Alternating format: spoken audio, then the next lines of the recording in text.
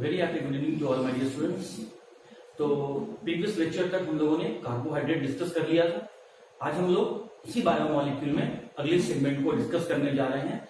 एक दूसरे एग्जांपल का बायोमॉलिक्यूल का दूसरा एग्जांपल डिस्कस करने जा रहे हैं, जिसका नाम है स्टूडेंट प्रोटीन।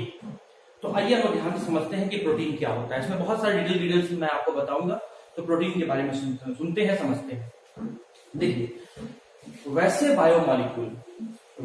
बायोमॉलिक्यूल या ऑर्गेनिक कंपाउंड जो कार्बन, हाइड्रोजन, ऑक्सीजन और नाइट्रोजन के मिलने से बनता है। इसके पहले आपने कार्बोहाइड्रेट में क्या पढ़ा था? कार्बन, हाइड्रोजन, ऑक्सीजन से मिलके बनने वाला बायोमॉलिक्यूल या ऑर्गेनिक कंपाउंड को आपने कार्बोहाइड्रेट कहा था। लेकिन आज आप क्या पढ़ रहे हैं? कार्बन, हाइड्रोजन, ऑक्सीजन के अलावा नाइट्रोजन।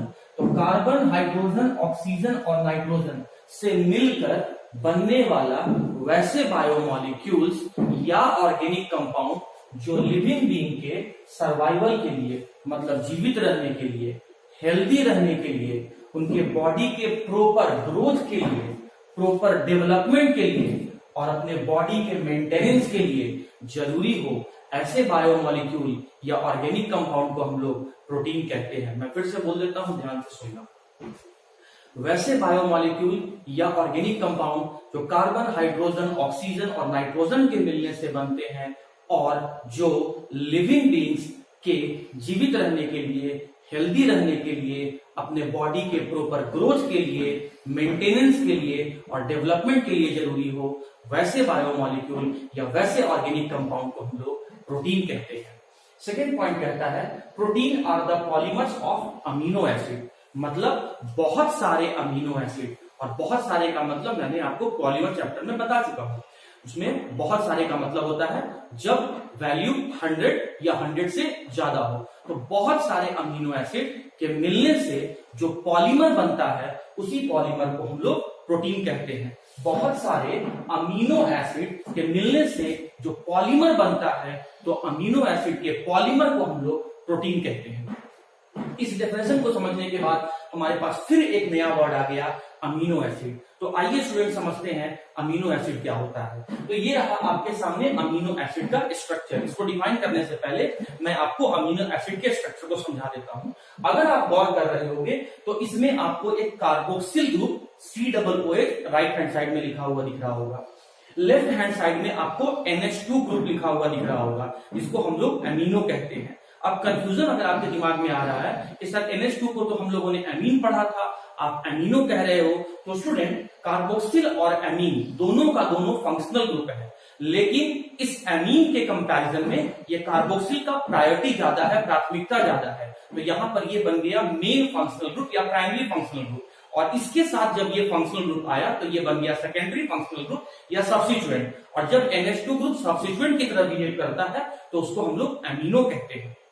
हाँ जी, तो राइट हैंड साइड में आपको क्या दिख रहा है? Carboxyl group. Left hand side में आपको क्या दिख रहा है? Amino group. Right hand side में आपको क्या दिख रहा है? Acidic group. Left hand side में आपको क्या दिख रहा है? Basic group. Amino is the basic group due to presence of lone pair on the nitrogen. Carbon के दो वैलेंसी में से राइट हैंड साइड में कार्बोक्सिल दिख गया और लेफ्ट हैंड साइड में आपको अमीनो दिख गया। अब कार्बन का जो रेस्ट वैलेंसी बचा, ऊपर में देखिए मैंने अल्काइल लिखा है, मतलब कोई हाइड्रोकार्बन होगा जिसका वैल्यू 10 से लेकर, जहां पर कार्बन का नंबर n से n का वैल्यू, कार्बन के लिए n का वैल्यू 1 से लेकर इनफाइनाइट तक हो सकता है। R इंडिकेट अल्काइल ग्रुप, और कार्बन के 4th वैलेंसी में आपको हाइड्रोजन जुड़ा हुआ है। तो अमीनो एसिड का स्ट्रक्चर देखने के बाद इसका डेफिनेशन सुन लो। वैसे ऑर्गेनिक कंपाउंड या वैसे बायोमॉलिक्यूल, वैसे ऑर्गेनिक कंपाउंड या वैसे बायोमॉलिक्यूल जिसमें एक एसिडिक कार्बोक्सिल ग्रुप प्रेजेंट हो, एक बेसिक अमीनो ग्रुप प्रेजेंट हो और मॉलिक्यूल खुद नेचर वाइज एम्फोटेरिक हो। एम्फोटेरिक का मतलब होता है वैसा मॉलिक्यूल जो एसिड की तरह भी बिहेव कर सकता है और बेस की तरह भी बिहेव कर सकता है, या ऐसा मॉलिक्यूल जो एसिड के साथ भी रिएक्ट कर सकता है और बेस के साथ भी रिएक्ट कर सकता है। ऐसे मॉलिक्यूल को हम लोग एम्फोटेरिक मॉलिक्यूल कहते हैं या एम्फोटेरिक नेचर का मॉलिक्यूल कहते हैं। तो अमीनो एसिड का डेफिनेशन क्या हो गया? ऐसे मॉलिक्यूल जिसमें एक एसिडिक कार्बोक्सिल ग्रुप प्रेजेंट हो, एक बेसिक अमीनो ग्रुप प्रेजेंट हो और मॉलिक्यूल खुद नेचर वाइज एम्फोटेरिक हो, इस वैसे ऑर्गेनिक कंपाउंड या बायोमॉलिक्यूल को हम लोग अमीनो एसिड कहते हैं। आपके बोर्ड एग्जाम में क्वेश्चन आता है कि why amino acid are amphoteric in nature due to presence of acidic carboxyl group and due to presence of basic amino group the amino acid molecule behaves as amphoteric molecule. अब student और इस बात को समझते हैं, जो amino acid के जो मॉलिक्यूल होते हैं उसमें जो सेंट्रल कार्बन होता है, उस सेंट्रल कार्बन के पास आप देखिए उस सेंट्रल कार्बन से 4 सिग्मा बॉन्ड जुड़ा हुआ है। इसका मतलब है ये जो कार्बन है, इस सेंट्रल कार्बन का अमीनो एसिड में सेंट्रल कार्बन का हाइब्रिडाइजेशन sp3 होता है, sp3 होता है और टेट्राहेड्रल शेप होता है। और अमीनो एसिड का शेप कैसा होता है? टेट्राहेड्रल होता है।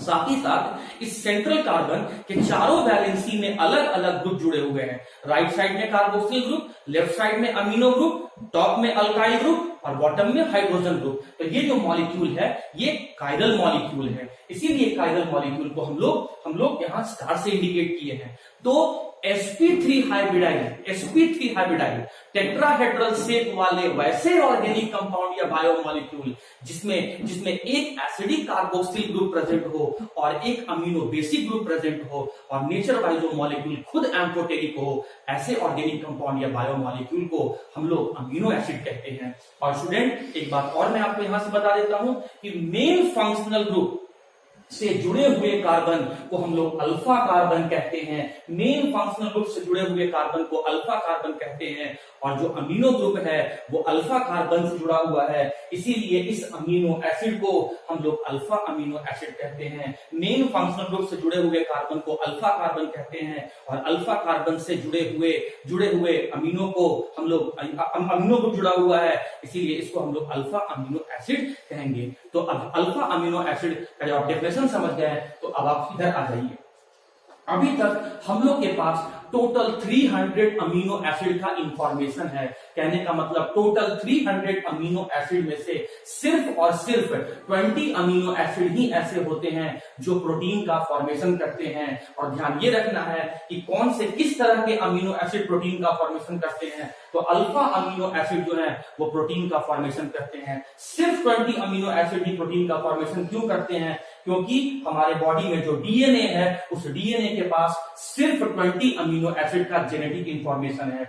डीएनए हमारे बॉडी में एक जेनेटिक मटेरियल है। ये डीएनए जो है वो आरएनए का फॉर्मेशन करता है और ये जो आरएनए है वो आपका प्रोटीन का फॉर्मेशन करता है। तो डीएनए आरएनए को सिर्फ और सिर्फ 20 अमीनो एसिड का इंफॉर्मेशन देता है, इसीलिए आरएनए सिर्फ और सिर्फ 20 अमीनो एसिड को लेकर ही प्रोटीन का फॉर्मेशन करता है। तो याद रखना आप यहाँ पे कि वैसे ऑर्गेनिक कंपाउंड या बायोमॉलिक्यूल जिसमें एक कार्बोक्सिल ग्रुप, एक अमीनो ग्रुप और कार्बन खुद sp3 हाइब्रिडाइज और टेट्राहेड्रल शेप का हो, तो वैसे ऑर्गेनिक कंपाउंड बायोमॉलिक्यूल को हम लोग अमीनो एसिड कहते हैं। और 300 अमीनो एसिड में से सिर्फ 20 अमीनो एसिड ही प्रोटीन का फॉर्मेशन करते हैं और जो अमीनो एसिड प्रोटीन का फॉर्मेशन करते हैं उसे हम अल्फा अमीनो एसिड कहते हैं। और अमीनो एसिड नेचर वाइज कैसे होते हैं? एम्फोटेरिक होते हैं। क्यों? क्योंकि उसमें एक एसिडिक कार्बोक्सिल ग्रुप और बेसिक अमीनो। ओके स्टूडेंट्स, तो अमीनो एसिड समझने के बाद आइए हम लोग अमीनो एसिड को डिवाइड करते हैं, क्लासिफाई करते हैं। तो सबसे पहले अमीनो एसिड को क्लासिफाई किया गया है on the basis of nutritional requirement, मतलब आपको जरूरत के हिसाब से अमीनो एसिड को 2 भाग में बांटा गया है, 2 पार्ट में क्लासिफाई किया गया है। एक है इसेंशियल अमीनो एसिड, मैं शॉर्ट में लिखा हूं ए मतलब अमीनो एसिड। एक है इसेंशियल अमीनो एसिड और एक है non essential amino acid. Essential का मतलब क्या होता है? वैसे अमीनो एसिड जो जरूरी है, हम लोग के लिए जरूरी है, और नॉन इसेंशियल का मतलब क्या होता है? जो जरूरी नहीं है। तो आप जरा ध्यान से सुनना, वैसे अमीनो एसिड जो हमारे बॉडी में नहीं बनता है और हमें उसे खाने में बाहर से लेना पड़ता है, वैसे अमीनो एसिड जो हमारे बॉडी में नहीं बनता है और खाने में हमें बाहर से लेना पड़ता है, ऐसे अमीनो एसिड को हम लोग इसेंशियल अमीनो एसिड कहते हैं। और ऐसा अमीनो एसिड जो हमारे बॉडी में बनता है और खाने में हमें बाहर से नहीं लेना पड़ता है, वैसे अमीनो एसिड को हम लोग कहते हैं नॉन इसेंशियल अमीनो एसिड। अभी अभी मैंने आपको बताया था कि 300 अमीनो एसिड में से टोटल 300 अमीनो एसिड में से सिर्फ 20 अमीनो एसिड ही प्रोटीन का फॉर्मेशन करते हैं। तो इसेंशियल अमीनो एसिड उस 20 अमीनो एसिड में से जो प्रोटीन बनाते हैं, उस 20 अमीनो एसिड में से टोटल 10 ऐसे अमीनो एसिड हैं जो हमारे बॉडी में नहीं बनते हैं और खाने के रूप में हमें उसे बाहर से लेना पड़ता है। मतलब 10 अमीनो एसिड जो होते हैं वो इसेंशियल अमीनो एसिड होते हैं। तो 20 में से 10 चला गया तो रेस्ट हम लोग के पास 10 बचा। तो जो नॉन इसेंशियल अमीनो एसिड होते हैं वो भी नंबर वाइज 10 होते हैं। मतलब 10 ऐसे अमीनो एसिड हैं जो हमारे बॉडी में बनते हैं और बाहर से हमें खाने में उन्हें लेने की जरूरत नहीं होती है। तो बात आया स्टूडेंट कि एसेंशियल अमीनो एसिड का एग्जाम्पल क्या है। तो इसेंशियल अमीनो एसिड का एग्जाम्पल है tryptophan, threonine, histidine, valine, isoleucine, phenyl alanine, methionine, arginine, leucine और लाइसिन। हो सकता है कि आप पहली बार पढ़ रहे होंगे तो ये आपको ये थोड़ा टफ लग रहा होगा, तो मैं छोटा सा ट्रिक इसके लिए आपको बता देता हूं स्टूडेंट, ध्यान दीजिएगा आप यहाँ पे। Try this VIP mall, try this VIP mall. इससे आप याद रख सकते हैं, एक दो बार लिख के प्रैक्टिस करने से याद हो जाएगा। ट्राई से हो गया ट्रिप्टोफान, दिस का टी से हो गया 309, दिस का HIS से हो गया हिस्टिडीन, VIP का V से हो गया वैलिन, I से हो गया आइसोल्यूसिन, P से हो गया फिनाइल एलानिन, मॉल का M से हो गया मिथियोनिन, A से हो गया आर्जिनिन, L से हो गया ल्यूसीन और L से हो गया लाइसिन। तो इस तरीके से आप इसेंशियल अमीनो एसिड याद रख सकते हैं। अब आ गया student non essential amino acid, इनका भी नंबर जो होता है वो 10 होता है। सभी को याद रखने की जरूरत नहीं है, इसमें आप कुछ एग्जांपल याद कर सकते हैं। तो आप याद रखिएगा glycine, the simplest the smallest amino acid glycine. उसके बाद जी से एक और है, जी से एक और है ग्लूटामिक एसिड और ए से भी 2 है एस्पार्टिक एसिड और अलानीन। तो glycine, alanine, glutamic acid, aspartic acid, तो ऐसे 10 और हैं। तो ये रहा कुछ example non essential amino acid का और ये रहा कुछ एग्जांपल एसेंशियल अमीनो एसिड का। और हमने अमीनो एसिड को अभी बांटा है रिक्वायरमेंट के हिसाब से, जरूरत के हिसाब से। अगर हमें जरूरत है तो इसेंशियल अमीनो एसिड, अगर हमें जरूरत नहीं है तो non essential amino acid. Okay students, तो रिक्वायरमेंट के हिसाब से अमीनो एसिड को हम लोगों ने डिवाइड कर दिया। अब अमीनो एसिड को नेचर के हिसाब से डिवाइड करने जा रहे हैं, क्लासिफाई करने जा रहे हैं। तो नेचर के अकॉर्डिंग, नेचर के हिसाब से अमीनो एसिड 3 टाइप्स के हो सकते हैं। मैंने शॉर्ट में अमीनो एसिड को ए करके लिखा है, आप एग्जाम में ऐसा नहीं लिखे। तो जो 3 नेचर के हिसाब से जो 3 टाइप के अमीनो एसिड हो सकते हैं वो है neutral amino acid, acidic amino acid और बेसिक अमीनो एसिड। ध्यान से सुनना, देखो आपको ये बात तो पता है कि अमीनो एसिड का अगर हमको स्ट्रक्चर बनाना है तो एक उसमें 2 फंक्शनल ग्रुप लेना है। एक फंक्शनल ग्रुप एसिडिक नेचर का होना चाहिए और दूसरा फंक्शनल ग्रुप बेसिक नेचर का होना चाहिए। एसिडिक नेचर का जो फंक्शनल ग्रुप हम लोग को लेना है वो कार्बोक्सिल लेना है, बेसिक नेचर का जो फंक्शनल ग्रुप हम लोग को लेना है वो अमीनो लेना है। और जो आपको बचे हुए 2 वैलेंसी कार्बन के जो 2 वैलेंसी में ग्रुप जोड़ना है, एक तरफ अल्काइल जोड़ना है, मतलब हाइड्रोकार्बन का चेन तुम जितना मन करे उतना जोड़ते जाओ, और एक तरफ आपको हाइड्रोजन लेना है। तो जो और साथ ही साथ आपको ये बात भी पता है कि जो सेंट्रल एलिमेंट कार्बन होता है वो कायरल कार्बन होता है, sp3 हाइब्रिडाइज होता है और टेट्राहेड्रल नेचर का होता है। सिंस कार्बन से फंक्शनल ग्रुप से जुड़े हुए कार्बन, मतलब जो अल्फा कार्बन से अमीनो ग्रुप जुड़ा हुआ होता है, इसीलिए अमीनो एसिड कहते हैं। अब सुनो ध्यान से, न्यूट्रल अमीनो एसिड क्या होता है। देखिए जब यहां देखो मैं ध्यान से बता रहा हूं आपको, फिर ये समझने के बाद इन तीनों में बताना है कौन न्यूट्रल है, कौन एसिडिक है और कौन बेसिक है। जब अमीनो ग्रुप का नंबर और कार्बोक्सिल ग्रुप का नंबर दोनों बराबर हो तो ऐसे अमीनो एसिड को हम लोग न्यूट्रल अमीनो एसिड कहते हैं। मैं शॉर्ट में यहाँ एम से दिखा दे रहा हूं क्योंकि आपको क्वेश्चन में दूंगा करने के लिए और आपको यहाँ बताना है। जब अमीनो ग्रुप और कार्बोक्सिल ग्रुप दोनों का नंबर बराबर हो तो न्यूट्रल अमीनो एसिड। जब अमीनो ग्रुप का नंबर ज्यादा हो किसके कंपैरिजन में, कार्बोक्सिल के कंपैरिजन में, तो ऐसे अमीनो एसिड को हम लोग क्या कहेंगे, बेसिक अमीनो एसिड। और जब अमीनो ग्रुप का नंबर कम हो लेकिन कार्बोक्सिल ग्रुप का नंबर ज्यादा हो तो ऐसे अमीनो एसिड को हम लोग कहेंगे एसिडिक अमीनो एसिड। आप देखिए ध्यान से, अरे भाई 2 फंक्शनल ग्रुप है ना, कार्बोक्सिल क्या है, एसिडिक नेचर का, अमीनो क्या है, बेसिक नेचर का। तो जो ज्यादा हो गया उसका वही नेचर निकल के आ जाएगा और बराबर हो गया तो वो न्यूट्रल हो जाएगा। इस स्ट्रक्चर में देखो तुमको क्या दिख रहा है, एक कार्बोक्सिल है और एक अमीनो है, मतलब दोनों का नंबर बराबर है। तो इसीलिए ऐसे अमीनो एसिड को हम लोग क्या कहेंगे, neutral amino acid, very good, neutral amino acid, neutral amino acid, neutral amino acid. अब इस स्ट्रक्चर में देखो, आपको कार्बोक्सिल दिख रहा है राइट हैंड साइड में, और उतना ही आपको एक अमीनो भी ग्रुप रहा है। ऊपर नीचे भी एक बार चेक कर लो, अच्छा यहाँ पर हमको 2 कार्बोक्सिल दिख रहा है और एक ही अमीनो दिख रहा है, मतलब कार्बोक्सिल का नंबर ज्यादा है as compare to the amino group, मतलब एसिडिक ग्रुप का नंबर ज्यादा है as compare to the basic group. तो इस तरह से बनने वाले अमीनो एसिड को हम लोग कहेंगे acidic amino acid, very good, acidic amino acid, acidic amino acid, acidic amino acid. और थर्ड में आ जाओ, यहाँ पर क्या देख रहे हो, राइट हैंड साइड में एक कार्बोक्सिल ग्रुप है और लेफ्ट हैंड साइड में एक अमीनो ग्रुप है। अब एक बार ऊपर नीचे भी देख लो, आपको सबसे टॉप पर क्या दिख रहा है, एक और अमीनो ग्रुप दिख रहा है। तो टोटल अमीनो ग्रुप कितना हो गया, 2, टोटल बेसिक ग्रुप कितना हो गया, 2, लेकिन एसिडिक ग्रुप कितना है, 1। तो यहाँ पर बेसिक ग्रुप का नंबर ज्यादा है, एसिडिक का कम है, और जब बेसिक का नंबर ज्यादा हो जाएगा तो अमीनो एसिड कैसा हो जाएगा, basic amino acid, very good. तो कहने का मतलब क्या हुआ स्टूडेंट, कि जब अमीनो ग्रुप का नंबर ज्यादा हो किससे, कार्बोक्सिल से, तो बेसिक अमीनो एसिड, लेकिन जब कार्बोक्सिल का नंबर ज्यादा हो किससे, अमीनो से, तो एसिडिक अमीनो एसिड। और जब कार्बोक्सिल ग्रुप और अमीनो ग्रुप दोनों का नंबर बराबर हो तो ऐसे अमीनो एसिड को हम लोग कहते हैं न्यूट्रल अमीनो एसिड। और इन तीनों का एग्जाम्पल मैंने आपको आपके नोट्स में। ओके स्टूडेंट्स, तो उम्मीद करता हूं कि टॉपिक में आपको मजा आ रहा होगा और साथ ही साथ आपका कॉन्फिडेंस भी बढ़ रहा होगा। देखो, बोर्ड पॉइंट ऑफ व्यू से मैंने सारे क्वेश्चन को आपके नोट्स में अवेलेबल करवा दिया है। अगर आप सिर्फ 12 का प्रिपरेशन कर रहे हो तो जितना क्वेश्चन मैंने आपको दिया है उतना ही करना, लेकिन अगर आपका ड्रीम 12 के साथ साथ कुछ कॉम्पिटिटिव एग्जाम को क्रैक करने का भी है तो आप वीडियो लेक्चर को ध्यान से देखना, यहां से इंपॉर्टेंट बात को खुद से नोट कर लेना। 12 के स्टूडेंट हो, आप नर्सरी केजी के बच्चे नहीं हो कि हर कुछ आपको लिख के दिया जाए, तो वीडियो लेक्चर से इंपॉर्टेंट पॉइंट्स आप अपने अकॉर्डिंग नोट कर लेना। डाउट हो, most welcome to ask any sort of doubt from me. हाँ जी, तो अब हम आते हैं अमीनो एसिड के फिजिकल प्रॉपर्टीज में, जो कि बहुत इंपॉर्टेंट है, ध्यान से सुनना वरना कंफ्यूज कर जाओगे। देखो भैया, फिजिकल प्रॉपर्टीज के बारे में बात करने जा रहे हैं। पहला 3 पॉइंट तो कोई खास इंपॉर्टेंट नहीं है, सुन लो। अमीनो एसिड का अपना कोई कलर होता नहीं है, इसीलिए वे कलरलेस होते हैं।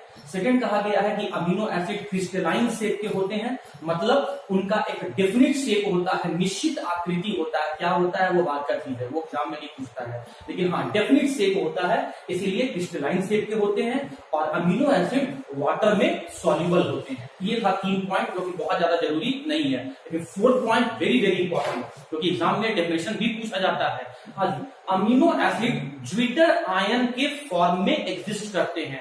अमीनो एसिड ज्विटर आयन के रूप में रहते हैं। ज्विटर आयन क्या है स्टूडेंट, अगर ज्विटर आयन को मैं इंग्लिश में डिफाइन करूं तो ज्विटर आयन का मतलब होता है डाइपोलर आयन, ऐसे आयन जिसमें 2 पोल्स मौजूद हो, ऐसे आयन जिसमें 2 पोल्स मौजूद हो। अब आइए इसी बात को हम लोग समझते हैं।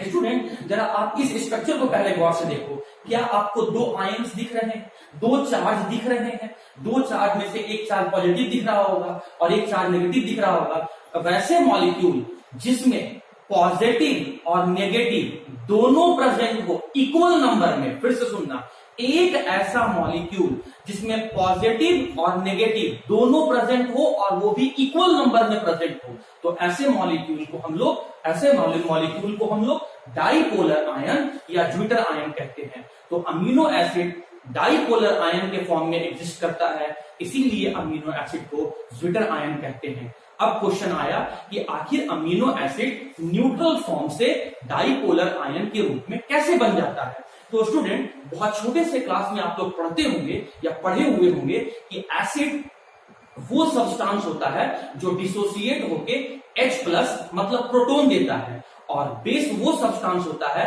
जो उसी प्रोटॉन को एक्सेप्ट कर लेता है। ध्यान से, जो H+ जो प्रोटॉन को डोनेट किया एसिड, और जो प्रोटॉन को एक्सेप्ट किया वो नेचर वाइज क्या हो जाएगा, बेस। अब आइए समझते हैं। देखो, ये रहा आपका अमीनो एसिड का स्ट्रक्चर।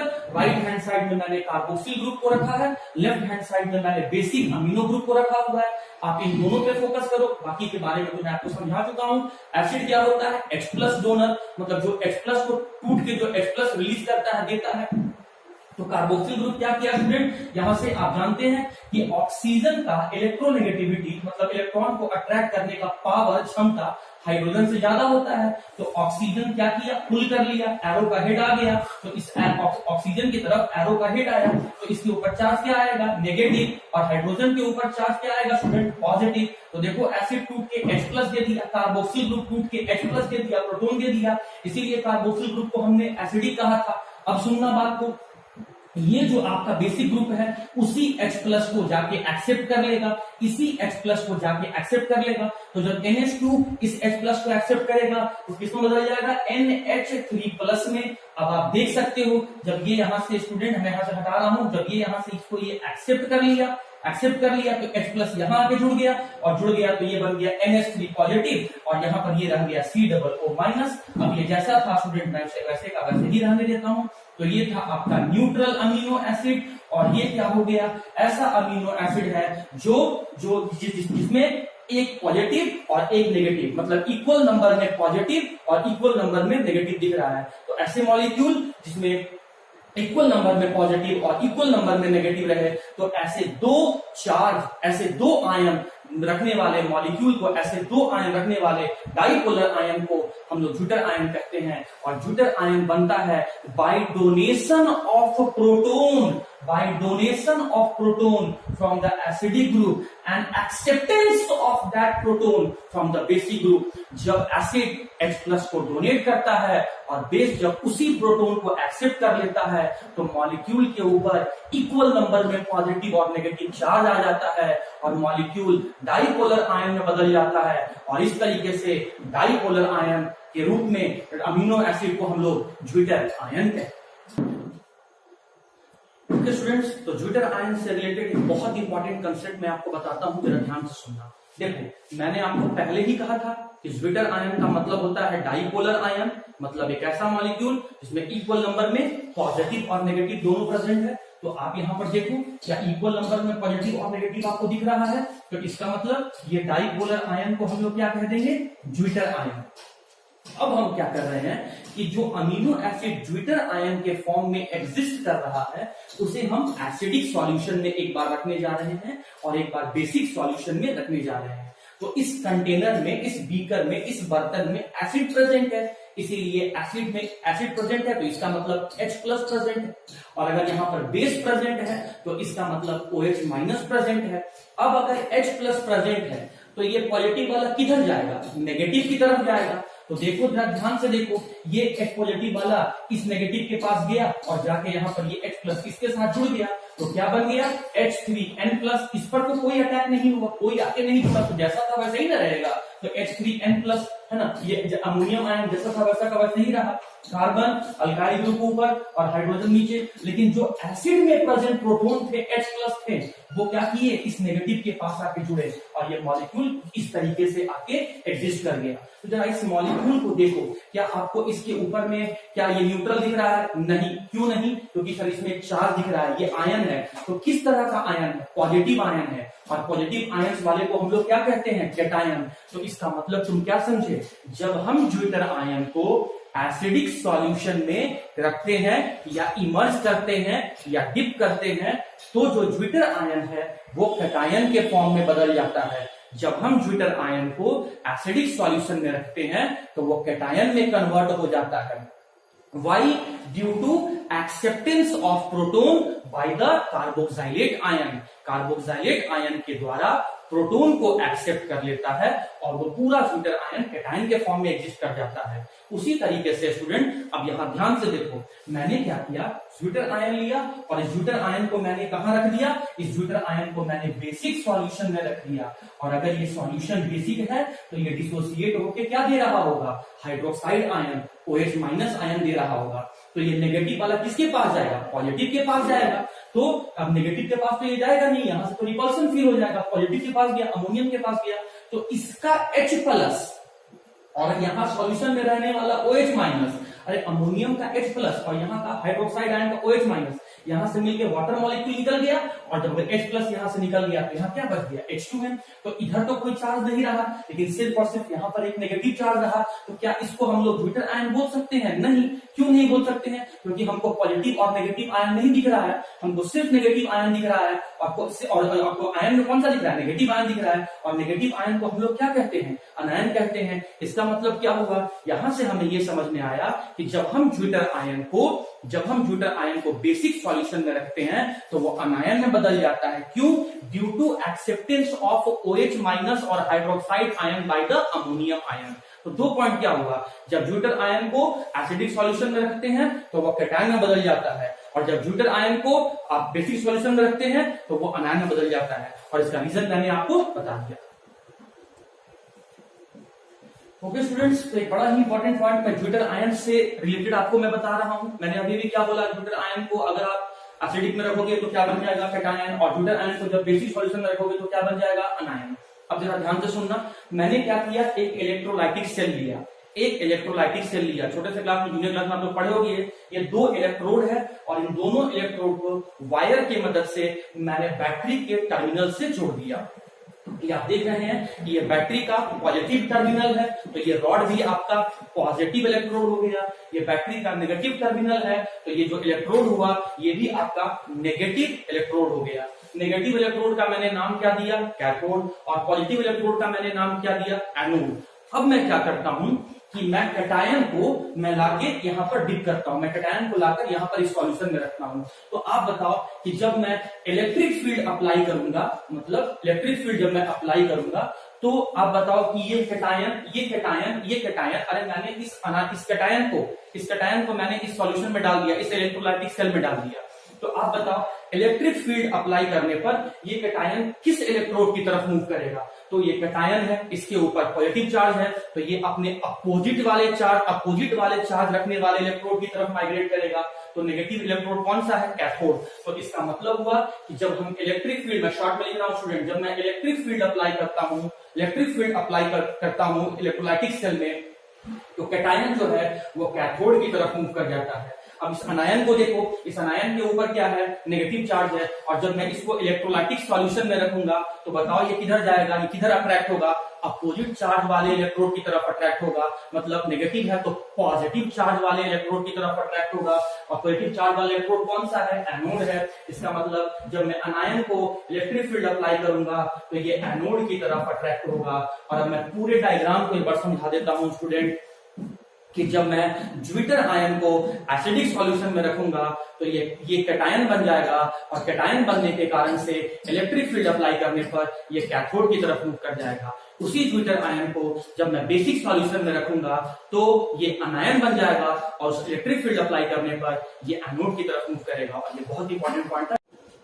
ज्विटर आयन समझने के बाद अब हम लोग फिर एक और इंपॉर्टेंट पॉइंट समझने जा रहे हैं, दैट इज आइसोइलेक्ट्रिक पॉइंट। मतलब हम एक पॉइंट के बारे में पढ़ने जा रहे हैं, जहां उस पॉइंट को हम लोग कब देखेंगे? जब हम उस पर इलेक्ट्रिक फील्ड अप्लाई करेंगे। और उस पॉइंट को हम लोग कब देखेंगे? जब हम लोग इलेक्ट्रिक फील्ड अप्लाई करेंगे। और आइसो का मतलब होता है सेम या कांस्टेंट, मतलब इलेक्ट्रिक फील्ड अप्लाई करने पर वो कांस्टेंट रहेगा। कौन? अमीनो एसिड कांस्टेंट रहेगा। तो हमको देखना है कि इलेक्ट्रिक फील्ड अप्लाई करने पर अमीनो एसिड कांस्टेंट किस पॉइंट पर है, किस पॉइंट पर जाके अमीनो एसिड मूव करना बंद कर दिया है। अभी अभी आपने देखा था कि जब मैंने इलेक्ट्रिक फील्ड अप्लाई किया तो जो कैटायन था वो कैथोड की तरफ मूव कर गया था, और जो अनायन था, अनायन फॉर्म में जो अमीनो एसिड था वो एनोड की तरफ मूव कर गया था। लेकिन अब हम वैसे पॉइंट के बारे में देखने जा रहे हैं जिसमें जिस पे इलेक्ट्रिक फील्ड अप्लाई करने के बाद अमीनो एसिड मूव ही नहीं करता है, ना वो कैथोड की तरफ जाता है, ना वो कैथोड की तरफ जाता है, ना वो एनोड की तरफ जाता है। तो आइए स्टूडेंट इसी पॉइंट को डिटेल समझते हैं। आइसो इलेक्ट्रिक पॉइंट को हम लोग सिंबल से दिखाते हैं पीआई। आइसो इलेक्ट्रिक पॉइंट का सिंबल है पीआई। ये हमें पीएच वैल्यू के बारे में बताता है।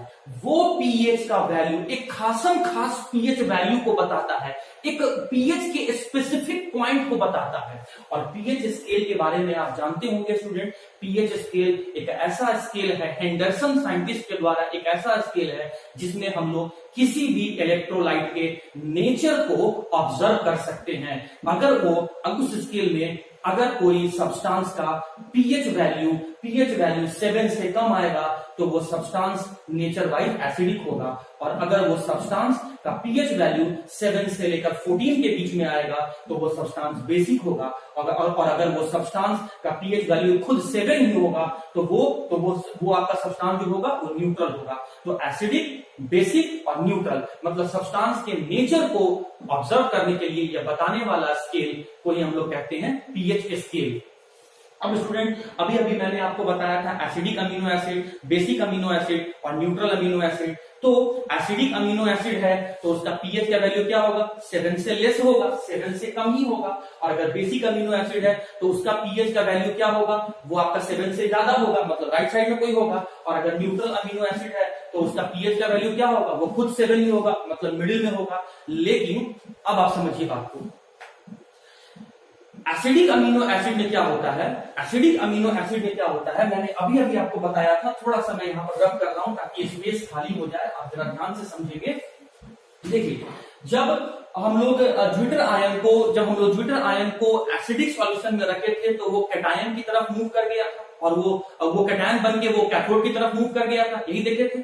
लेकिन क्या होता है कि एसिडिक अमीनो एसिड जो होते हैं वो इस पीएच वैल्यू पर, किस पीएच वैल्यू पर, पीएच वैल्यू जब 3 रहे, इस पीएच वैल्यू पर जितने भी एसिडिक अमीनो एसिड होते हैं वो इस पीएच वैल्यू पर न्यूट्रल हो जाते हैं। मतलब न्यूट्रल कहने का मतलब ना वो एनोड की तरफ मूव करते हैं ना वो कैथोड की तरफ मूव करते हैं। मैं फिर से कह रहा हूं स्टूडेंट, मेरी बात को ध्यान से समझना। एसिडिक अमीनो एसिड जो होते हैं उनका पीएच वैल्यू 7 से कम होता है, और जब ज्विटर आयन को हम एसिडिक सॉल्यूशन में डाले थे तब वो कैटायन बन के कैथोड की तरफ मूव तो कर रहा था। लेकिन जितने भी एसिडिक अमीनो एसिड होते हैं वो पीएच बराबर 3 वैल्यू पर ना तो एनोड की तरफ मूव करते हैं ना तो कैथोड की तरफ मूव करते हैं। तो वो पीएच का वैल्यू जिस पर अमीनो एसिड किसी भी इलेक्ट्रोड की तरफ मूव नहीं करता हो इलेक्ट्रिक फील्ड अप्लाई करने पर, तो उस पीएच के वैल्यू को हम लोग आइसो इलेक्ट्रिक पॉइंट कहते हैं। बेसिक अमीनो एसिड में पीएच का वैल्यू 7 से ग्रेटर होता है। अभी आपने देखा कि ज्विटर आयन को जब हमने बेसिक सॉल्यूशन में डाला तो वो अनायन बन के एनोड की तरफ मूव कर गया। लेकिन स्टूडेंट, बेसिक अमीनो एसिड जितने भी होते हैं वो इस पीएच पर, मतलब पीएच बराबर 10 पर ना वो एनोड की तरफ मूव करते हैं ना वो कैथोड की तरफ मूव करते हैं। तो वो पीएच का वैल्यू जिसमें अमीनो एसिड, कोई भी amino acid, acidic amino acid या बेसिक अमीनो एसिड किसी भी इलेक्ट्रोड की तरफ नहीं मूव करते हैं, तो उस खास पीएच वैल्यू को आइसो इलेक्ट्रिक पॉइंट कहा जाता है और इंडिकेट पीआई से किया जाता है। तो पीएच का वो वैल्यू जिसमें अमीनो एसिड न्यूट्रल हो जाते हैं, किसी भी इलेक्ट्रोड की तरफ मूव नहीं करते हैं, और उस पीएच के इलेक्ट्रिक फील्ड अप्लाई करने पर तो उस पीएच के वैल्यू को हम लोग आइसो इलेक्ट्रिक पॉइंट कहते हैं। तो आप एसिडिक अमीनो एसिड के लिए पीएच का वैल्यू, आप पीएच का वैल्यू ना करके आप सीधा कहिएगा पीआई का वैल्यू कितना हो जाएगा, 3, मतलब वो पीएच का वैल्यू जिस पर अमीनो एसिड कहीं मूव नहीं करेगा।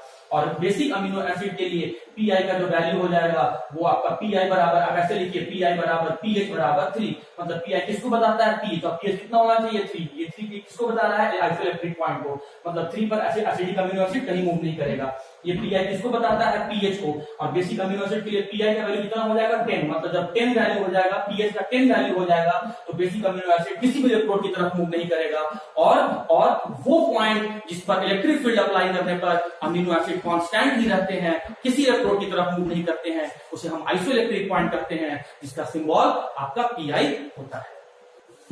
ओके स्टूडेंट्स, तो ज्विटर आयन और आइसोइलेक्ट्रिक पॉइंट को डिस्कस करने के बाद मैं फिर से इंपॉर्टेंट पॉइंट पर आ रहा हूं, डीएल कॉन्फ़िगरेशन इन अमीनो एसिड। और याद करो, मैं यही पॉइंट आपको कार्बोहाइड्रेट के बारे में बताया और वहां भी मैंने बताया था कि ये कॉन्फ़िगरेशन, ये नेमिंग सिस्टम हम लोग उस कंपाउंड के लिए करते हैं जिनका मॉलिक्यूलर फॉर्मूला सेम हो, लेकिन उनमें एटम या ग्रुप ऑफ एटम के अरेंजमेंट में अंतर हो। जरा इन दोनों स्ट्रक्चर में देखो, दोनों का मॉलिक्यूलर फॉर्मूला आपको सेम दिख रहा होगा, बट आपको इनके अरेंजमेंट में अंतर दिख रहा होगा। अगर गौर करोगे तो बेसिक ग्रुप जो है, अमीनो ग्रुप जो है, यहाँ लेफ्ट हैंड साइड दिख रहा है, और बेसिक ग्रुप जो है, अमीनो ग्रुप जो है, यहाँ राइट हैंड साइड दिख रहा है।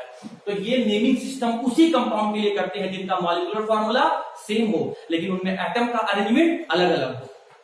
हाँ जी, तो आइए जरा चेक कर लेते हैं। पहला कंडीशन क्या बताया था आपको, कायरल कार्बन होना चाहिए। और कायरल कार्बन का मतलब क्या होता है, कार्बन के चारों वैलेंसी में अलग अलग ग्रुप जुड़ा हुआ होना चाहिए। तो आप देख सकते हैं कार्बन के चारों वैलेंसी में अलग अलग ग्रुप जुड़ा हुआ है। टॉप पे अल्काइल है, राइट में कार्बोक्सिल है, बॉटम में हाइड्रोजन है और लेफ्ट में अमीनो है।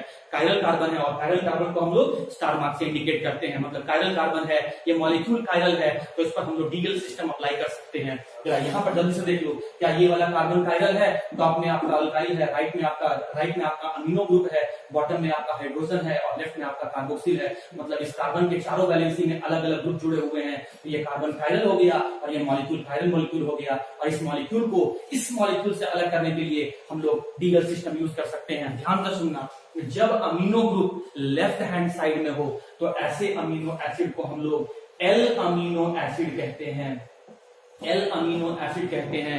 और जब amino group right hand side में हो, दाहिना साइड में हो, तो ऐसे अमीनो एसिड को हम लोग D, capital D amino acid कहते हैं। तो ये रहा स्टूडेंट दो कंपाउंड का, इनका मॉलिक्यूलर फॉर्मूला सेम है लेकिन उसमें अरेंजमेंट का, एटम का अरेंजमेंट अलग अलग है। अच्छा, एक एग्जांपल देखो आप यहाँ पर, ये ग्लाइसिन अमीनो एसिड है, क्या इस पर हम लोग डीएल कॉन्फ़िगरेशन अप्लाई कर सकते हैं? नहीं। क्यों नहीं? क्योंकि ये वाला कार्बन कायरल कार्बन नहीं है। आप देख सकते हैं टॉप में और बॉटम में आपका सेम एटम हाइड्रोजन जुड़ा हुआ है, तो ये कार्बन कायरल कार्बन नहीं है।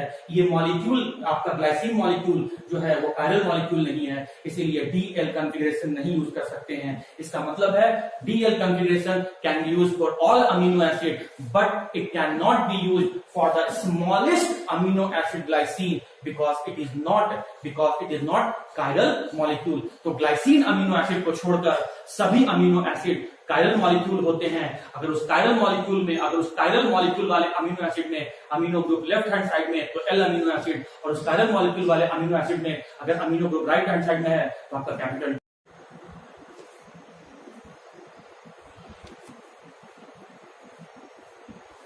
ओके स्टूडेंट्स, तो शेप और स्ट्रक्चर के बाद अब हम लोग प्रोटीन को क्लासिफाई करके जा रहे हैं on the basis of composition, मतलब किस किस के मिलने से बना हुआ है। अगर प्रोटीन सिर्फ और सिर्फ अमीनो एसिड के मिलने से बना है तो ऐसे प्रोटीन को हम लोग कहते हैं सिंपल प्रोटीन। ऐसा प्रोटीन जो सिर्फ और सिर्फ अमीनो एसिड के मिलने से बना है, ऐसे प्रोटीन को कहते हैं सिंपल प्रोटीन। कॉन्जुगेटेड का मतलब होता है मिक्स, कुछ एडेड वाला पोर्शन।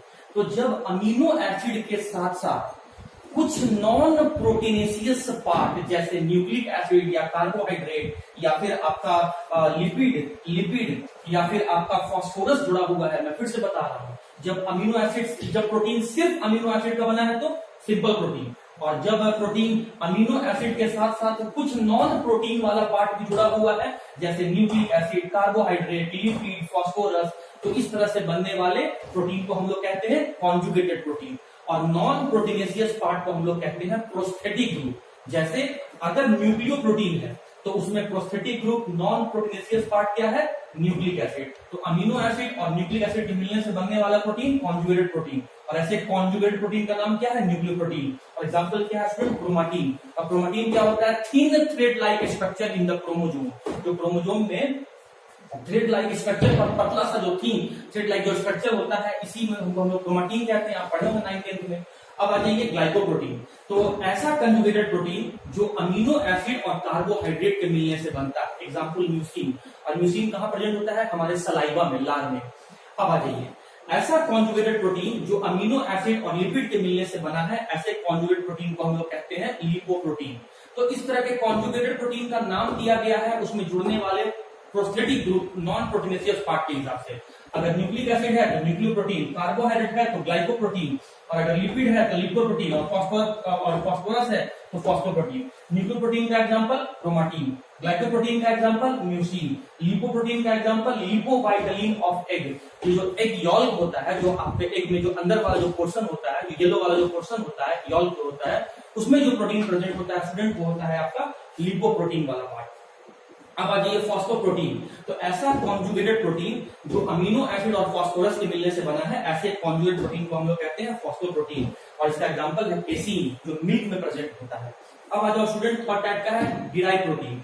प्रोटीन के डाइजेशन से या डीनेचुरेशन से डीनेचुरेशन क्या होता है मैं आगे बताऊंगा। प्रोटीन के डाइजेशन से या प्रोटीन के डीनेचुरेशन से, मतलब खराब हो जाने से, उसका बायोलॉजिकल और फिजिकल प्रॉपर्टी लूज हो जाने से। अब फिजिकल बायोलॉजिकल प्रॉपर्टी क्या लूज हो रहा है मैं बाद में बात करूंगा। तो प्रोटीन के डाइजेशन से या प्रोटीन का फिजिकल बायोलॉजिकल प्रॉपर्टी लूज हो जाने के बाद जो प्रोटीन बचता है उसी प्रोटीन को हम लोग कहते हैं डिराइव्ड प्रोटीन। जैसे जब हम प्रोटीन को डाइजेस्ट करते हैं तो पेप्टोन्स और पॉलीपेप्टाइड बनता है। तो स्टूडेंट मैंने आपको बनने के हिसाब से, कॉम्पोजिशन के हिसाब से आपको प्रोटीन को क्लासिफाई कर दिया। सिर्फ अमीनो एसिड तो सिंपल प्रोटीन, अमीनो एसिड के साथ साथ अगर कोई नॉन प्रोटीन पार्ट जैसे nucleic acid, carbohydrate, lipid, phosphorus तो कॉन्जुगेट प्रोटीन। और प्रोटीन के डाइजेशन से या प्रोटीन के डीनेचुरेशन से जो प्रोटीन बन के आता है ऐसे प्रोटीन को हम लोग कहते हैं डिराइव्ड प्रोटीन। और इसका एग्जांपल आप याद रखना। प्रोटीन को, अब हम लोग प्रोटीन को क्लासिफाई करने जा रहे हैं उसके फंक्शन के हिसाब से। ऐसा प्रोटीन जो कुछ स्ट्रक्चर बनाने में हेल्प करता है, जैसे कोलेजन, ये हमारे बोन्स वगैरह बनाने में हेल्प करता है। मसल्स को बोन से जोड़ने में हेल्प करता है। और मसल्स को बोन से जिस स्ट्रक्चर से जोड़ा जाता है स्टूडेंट उसे हम कहते हैं टेंडन्स। याद रखो, बायोलॉजी वाले को तो पता ही होगा, केमिस्ट्री वाले आप, मैथ्स वाले आप याद रखो, मसल्स को, आपके बॉडी में मसल्स को बोन से जोड़ने वाले स्ट्रक्चर को हम लोग कहते हैं टेंडन्स। तो ऐसा प्रोटीन जो बोन्स को ग्रो करने में हेल्प करेगा, टेंडन्स के बनाने में, टेंडन्स के फॉर्मेशन में हेल्प करेगा, उस तरह के प्रोटीन को हम लोग कहते हैं स्ट्रक्चरल प्रोटीन। और स्ट्रक्चरल प्रोटीन का एग्जांपल है कोलेजन। कॉन्ट्रैक्टाइल प्रोटीन, ऐसा प्रोटीन जो मसल्स के कॉन्ट्रैक्शन में, एक्सपेंशन में, कॉन्ट्रैक्शन में, एक्सपेंशन में, कॉन्ट्रैक्शन में, एक्सपेंशन में हेल्प करेगा, ऐसे प्रोटीन को कहते हैं कॉन्ट्रैक्टाइल प्रोटीन। एग्जांपल मायोसिन, ये मसल्स में प्रेजेंट होता है इसीलिए नाम पड़ गया है मायोसिन। ऐसा प्रोटीन जो एंजाइम वगैरह बनाने में हेल्प करता है, फॉर एग्जांपल अमाइलेज, और ये ऐसा एंजाइम है जो स्टार्च के डाइजेशन में हेल्प करता है। ऐसा प्रोटीन जो हार्मोन्स के फॉर्मेशन, जो हार्मोन्स की तरह काम करता है या हार्मोन्स के फॉर्मेशन में हेल्प करता है, फॉर एग्जांपल इंसुलिन। और इंसुलिन एक ऐसा प्रोटीन है जो हमारे ब्लड में शुगर लेवल को कंट्रोल करता है। तो मैंने आपको प्रोटीन को क्लासिफाई करके बता दिया शेप के हिसाब से, 2 टाइप का, फाइब्रस और ग्लोबुलर। उसके बाद फिर कॉम्पोजिशन के हिसाब से 3 टाइप का, सिंपल, कॉन्जुगेटेड और डिराइव्ड। और फंक्शन के हिसाब से 4 टाइप का, structural, contractile, enzyme and hormones. और अब एक प्रोटीन का लास्ट टॉपिक बचा हुआ है student, that is structure of protein, जो मैं अब नेक्स्ट क्लास में डिस्कस करूंगा। और नेक्स्ट क्लास का लेक्चर छोटा ही होगा क्योंकि मैं स्ट्रक्चर ऑफ प्रोटीन, विटामिन और न्यूक्लिक एसिड पढ़ाऊंगा। एंजाइम और हार्मोन्स में एक एक क्वेश्चन है, वो आप खुद से कर लेना, उसमें कुछ समझाने वाला क्वेश्चन नहीं है, टाइम बहुत कम है, इसलिए थोड़ा सा आगे वाले पोर्शन को भी ध्यान में रखते हुए हमें अपना सिलेबस लेके चलना है। तो स्टूडेंट्स आज के लिए था, फिर हम लोग कल मिलेंगे। ओके स्टूडेंट्स, तो ज्यूटर आयन और आइसोइलेक्ट्रिक पॉइंट को समझने के बाद अब हम लोग अमीनो एसिड में ही एक बड़ा इंपॉर्टेंट पॉइंट समझने जा रहे हैं, दैट इज पेप्टाइड बॉन्ड। आइए समझते हैं पेप्टाइड बॉन्ड क्या होता है। देखो, पेप्टाइड बॉन्ड समझने से पहले हम लोग को ये समझना होगा कि डिहाइड्रेशन रिएक्शन क्या होता है और अमाइड लिंकेज क्या होता है। जब हम लोग ये 2 पॉइंट को समझ लेंगे तो उसके बाद हम लोग को पेप्टाइड बॉन्ड समझने में आसानी होगा। कोई भी 2 सब्सटेंस जब वाटर मॉलिक्यूल का लॉस करके आपस में कंबाइन करते हैं, जैसे मान लो ये कोई सब्सटेंस रहा होगा, ये कोई सब्सटेंस रहा होगा, ये कोई रिएक्टेंट मॉलिक्यूल है और ये कोई दूसरा रिएक्टेंट मॉलिक्यूल है, तो 2 रिएक्टेंट मॉलिक्यूल, 2 सब्सटेंस, मान लो कोई एक सब्सटेंस ये है, दूसरा सब्सटेंस ये है, तो जब 2 सब्सटेंस वाटर मॉलिक्यूल का लॉस करते हुए आपस में कंबाइन किए, कैसे कंबाइन किए? वाटर मॉलिक्यूल का लॉस करते हुए जब आपस में कंबाइन किए, तो कोई भी 2 सब्सटेंस वाटर मॉलिक्यूल का लॉस करते हुए आपस में कंबाइन करते हैं, तो इस तरह का रिएक्शन को हम लोग डिहाइड्रेशन रिएक्शन कहते हैं। और स्टूडेंट आपको पता होगा कि अमाइड फंक्शनल ग्रुप का फॉर्मूला ये होता है, अगर इस अमाइड फंक्शनल ग्रुप से हमको कोई 2 सब्सटेंस को जोड़ना है, एक लेफ्ट से जोड़ना है और एक राइट से जोड़ना है, तो एक लेफ्ट से वैलेंसी फ्री करना होगा ताकि हम लेफ्ट से लाके जोड़ सके, तो वैलेंसी तो लेफ्ट साइड से फ्री दिख रहा है। और अगर हमको राइट से जोड़ना होगा तो राइट साइड में भी वैलेंसी फ्री करना होगा, तो हम एक हाइड्रोजन को यहाँ से हटा दिए और वैलेंसी फ्री कर दिए, तो इस लिंकेज को हम लोग कहते हैं अमाइड लिंकेज। और 2 सब्सटेंस जब वाटर मॉलिक्यूल का लॉस करते हुए आपस में कंबाइन करेंगे तो हम लोग उसको डिहाइड्रेशन रिएक्शन कहेंगे। अब यहाँ पर आ जाओ, देखो मैं 2 अलग अलग कलर डिफरेंस से मैंने अमीनो एसिड को यहाँ दिखाया है। ये रहा आपका अमीनो एसिड और ये रहा आपका दूसरा अमीनो एसिड, सही है। अब आप देखो यहाँ पर क्या हुआ, ये जो मैं नंबरिंग करता हूँ, ये कोई फर्स्ट अमीनो एसिड है और ये रहा आपका सेकेंड अमीनो एसिड जो यहाँ दिख रहा है। अब होगा क्या कि दोनों अमीनो एसिड आपस में डिहाइड्रेशन रिएक्शन करेंगे, मतलब वाटर मॉलिक्यूल का लॉस करते हुए आपस में कंबाइन करेंगे।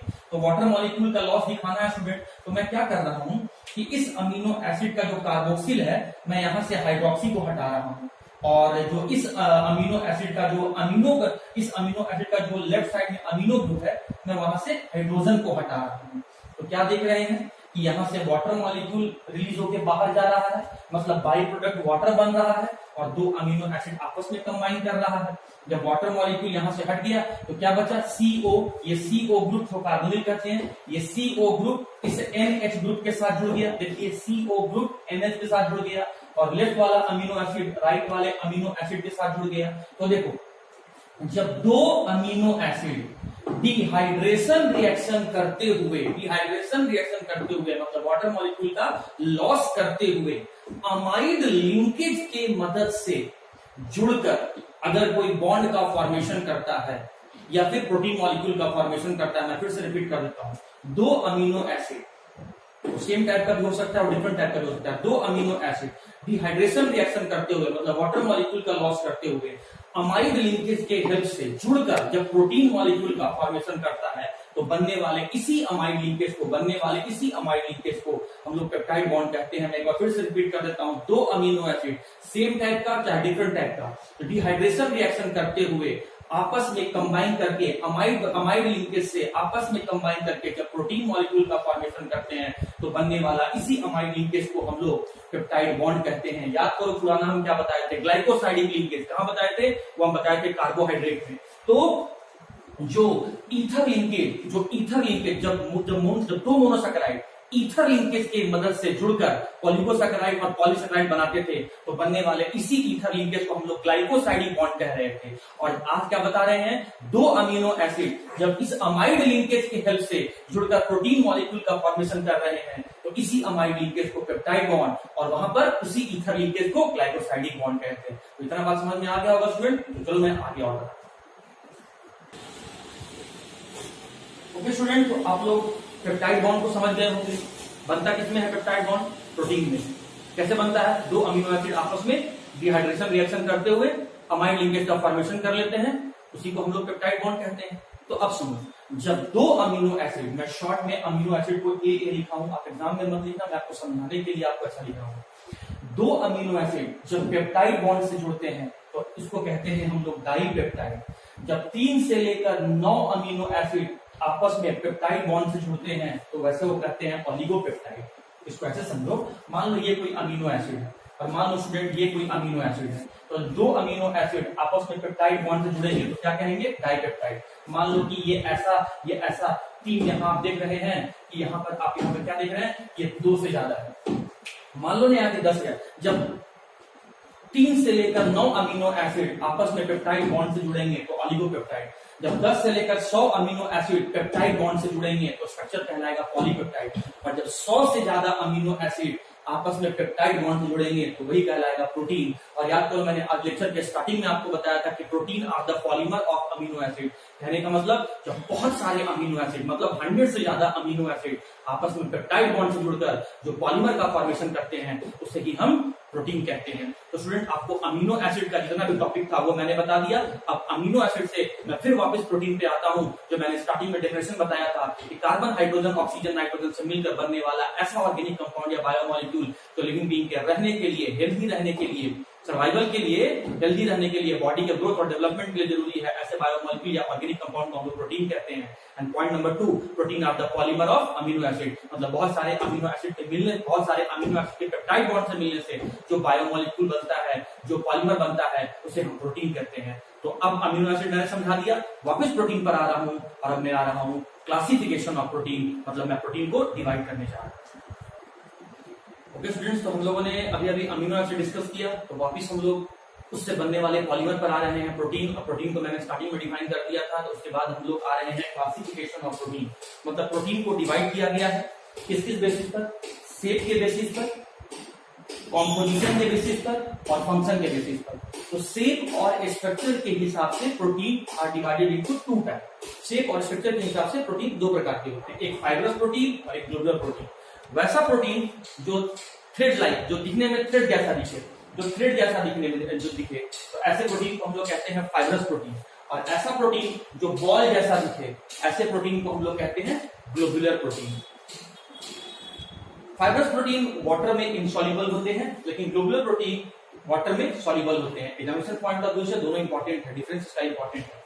थर्ड आ गया, फाइब्रस प्रोटीन में स्ट्रॉन्ग इंटरमॉलिक्यूलर हाइड्रोजन बॉन्डिंग होते हैं। मैं इसको समझाता हूं, पहले आप डिफरेंस समझ लो। स्ट्रॉन्ग इंटरमॉलिक्यूलर हाइड्रोजन बॉन्डिंग होते हैं और ग्लोबुलर प्रोटीन में वीक इंटरमॉलिक्यूलर हाइड्रोजन बॉन्डिंग होते हैं। फाइब्रस प्रोटीन का एग्जांपल है केराटिन, जो हमारे हेयर्स में पाए जाते हैं, नेल्स में पाए जाते हैं। मसल्स में पाए जाने वाला प्रोटीन मायोसिन, बोन्स में पाए जाने वाला प्रोटीन कोलेजन और मिल्क में पाए जाने वाला प्रोटीन फाइब्रोइन।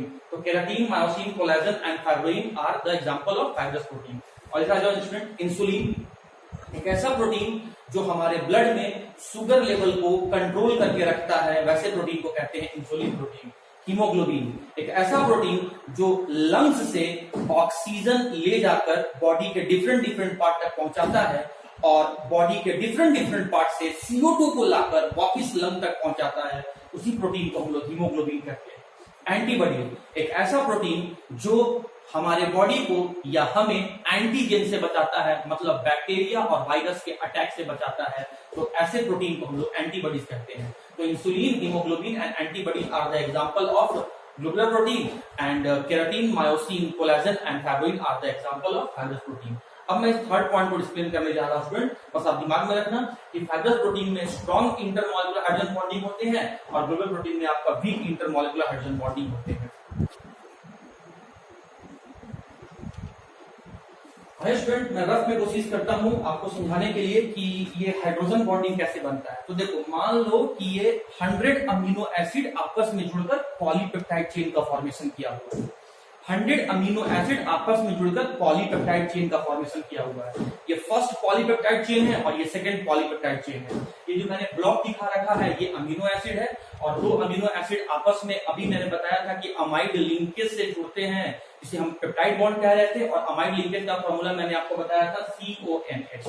तो देखो, पहले पॉलीपेप्टाइड का जो अमाइड लिंकेज है उस पर फोकस करना और दूसरे पॉलीपेप्टाइड चेन का जो अमाइड लिंकेज है उस पर फोकस करना। तो जो पहले पॉलीपेप्टाइड में अमाइड लिंकेज है उसका हाइड्रोजन और दूसरे पॉलीपेप्टाइड में जो अमाइड लिंकेज है उसका ऑक्सीजन, इन दोनों के बीच में हाइड्रोजन बॉन्डिंग का फॉर्मेशन होता है। फिर से देखो, समझ में आएगा। पहले पॉलीपेप्टाइड चेन में जो अमाइड लिंकेज है उस अमाइड लिंकेज का हाइड्रोजन और दूसरे पॉलीपेप्टाइड चेन में जो अमाइड लिंकेज है उसका ऑक्सीजन, जब आपस में कंबाइन किया तो यह हाइड्रोजन बॉन्डिंग का फॉर्मेशन किया। पहले पॉलीपेप्टाइड चेन में जो अमाइड लिंकेज है उसका हाइड्रोजन और दूसरे पॉलीपेप्टाइड चेन में जो अमाइड लिंकेज है उसका ऑक्सीजन। पहले पेप्टाइड चेन में जो अमाइड लिंकेज है उसका हाइड्रोजन और दूसरे पॉलीपेप्टाइड चेन में जो अमाइड लिंकेज है उसका ऑक्सीजन। ये हाइड्रोजन और ऑक्सीजन के बीच में जो बॉन्ड बन रहा है, इस बॉन्ड को हम लोग कह रहे हैं हाइड्रोजन बॉन्डिंग। तो अगर ये बनने वाला हाइड्रोजन बॉन्डिंग स्ट्रॉन्ग है तो वो फाइब्रस प्रोटीन है, और अगर बनने वाला हाइड्रोजन बॉन्डिंग अगर वो वीक है तो ग्लोबुलर प्रोटीन है। तो इस तरीके से स्टूडेंट मैंने आपको फाइब्रस प्रोटीन और ग्लोबुलर प्रोटीन का डिफरेंस बता दिया, मतलब शेप के हिसाब से प्रोटीन को डिवाइड